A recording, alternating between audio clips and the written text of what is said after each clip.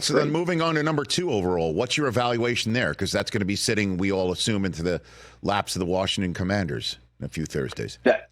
That is the fascinating pivot point in this draft. And my, kind of thought process has been that Cliff Kingsbury would go with Jayden Daniels out of LSU because of the style of quarterback that Cliff has liked in the past. What gets you in trouble, though, is Drake Maye has played in a Phil Longo air raid style system, which would work very well with what Kingsbury has done traditionally. You could even look at someone like J.J. McCarthy. Adam Peters, the Commanders' general manager, is coming from San Francisco, where they've had a lot of success with an accurate timing-based quarterback in Brock Purdy. So you could look at all 3 of these quarterbacks and talk yourself into a really good scheme fit there. I still lean Jayden Daniels. I think the running ability that he has, the downfield passing ability, which is so great and would pair so well with Terry McLaurin and Jahan Dotson and what they do want to do offensively. I go back to, and I know Cliff Kingsbury's just the offensive coordinator. There are a lot of other people there who are going to make decisions, but when he took the Cardinals job, they had Josh Rosen, who they traded up for the year before. He said, day one, no, I want Kyler Murray because this is the perfect quarterback for my offense. Jayden Daniels is the closest player in this draft to that in terms of what he gives you as a runner and as a downfield thrower. I mean, where do you stand on Jayden Daniels' 2023 season? Heisman Trophy, we all know that.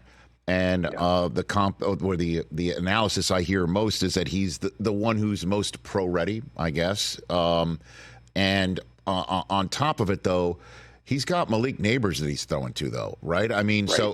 So he's got some top-notch talent, and I guess you can then make that leap that, well, Terry McLaurin is pretty much top-notch talent in the National Football League as a for instance.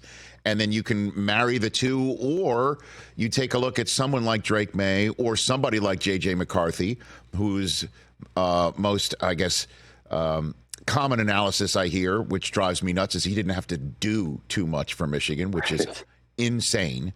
But where do you stand on this evaluation of film and analysis for what the future could be, or just the inside guts of a quarterback position that's so tough to evaluate? Yeah, I mean, that's the biggest miss rate for teams and for us in the media is evaluating quarterbacks.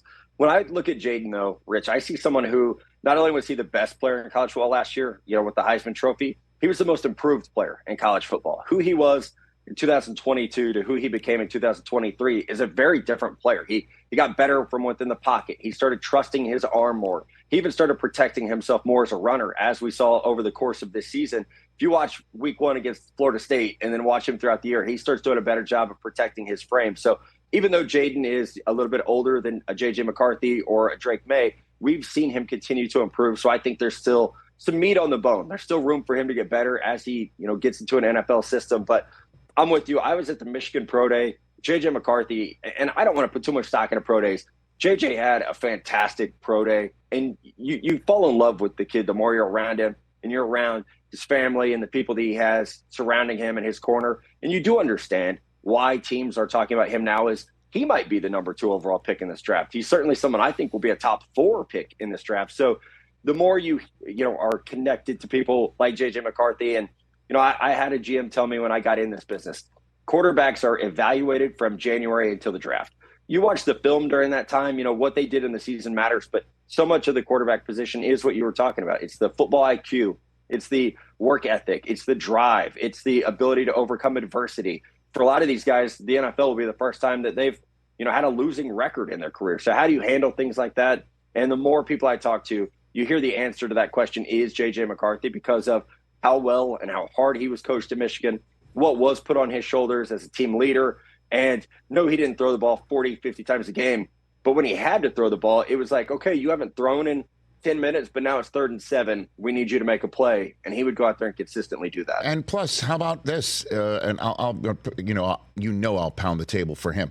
How about this? At age 20, he's a 20-year-old where everybody feels the next step for him is the National Football League. And he had no idea, although he probably assumed that he was going to leave Michigan at the end of this year and go into the NFL. How about at age 20, in the first big nationally televised game of the year where it's all on the line and his head coach is suspended and the offensive coordinator is the interim coach, and that guy calls for 30 some odd straight run plays and he doesn't bat an eye, He doesn't complain. He doesn't go, what about my draft stock status? What about me? What about my future?